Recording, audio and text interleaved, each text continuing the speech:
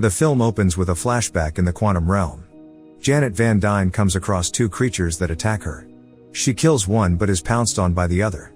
Before it can finish her, someone blasts its head off. Janet turns and sees another man, appears to have crash-landed in the realm with her. In the present day, Scott Lang has been enjoying his newfound celebrity status after helping the Avengers save the world from Thanos, although at least one person mistakes him for Spider-Man. Thank you, Spider-Man! Meanwhile, Hope Van Dyne has taken over her father Hank's company and has been using PIM particles for expanding her research and using it for global benefits. Scott has also written a best-selling book about his experiences.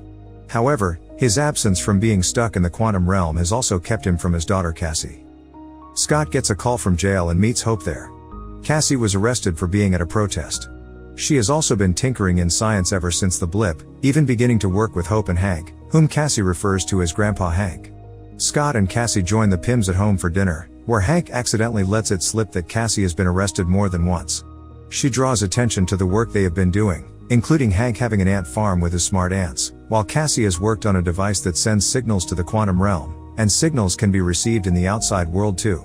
This causes Janet to panic, and she shuts the device off. Before she can explain herself, the device reactivates and starts pulling everything and everyone inside.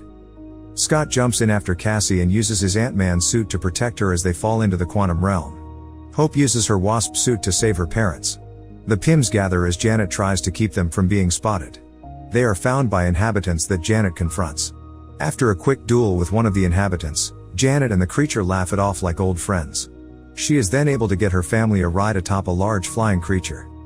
The Langs are found by other quantum realm inhabitants, varying from humanoid to many alien-like beings. Scott and Cassie must drink a red fluid called ooze that comes from one of the creatures, Veb, which allows them to understand the natives.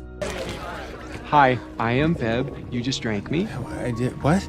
Oh, do you need some more ooze? Here, I can pour some ooze into your No, hole. I'm okay. I'm okay. Wow, a big hole. How many holes do you have? I'm sorry, is that a personal question? I don't have any holes. They are met by another native, Quaz, who can read minds, as well as Gentora, a rebel warrior who suspects that the arrival of the Langs and Pims will draw attention from someone they call the Conqueror. When Scott mentions Janet's name, Gentora becomes more suspicious. Janet leads Hank and Hope to a bar full of other quantum natives. They meet with a man called Lord Kriller, whom Janet befriended, and is implied to have had a relationship with, during her time trapped down there. While Janet tries to get Kriller to help, he tells her that he is working for Kang, the Conqueror referred to from earlier. Kriller also alludes to Kang's greatest weapon, a mechanized organism designed only for killing MODOK.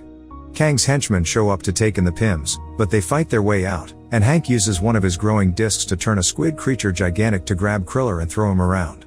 The family then steals his ship and escapes. The rebels soon come under attack by Kang's forces, before MODOK makes his appearance and begins to vaporize some of the freedom fighters. In the chaos, Cassie reveals she has been wearing her own super suit to help her shrink and grow.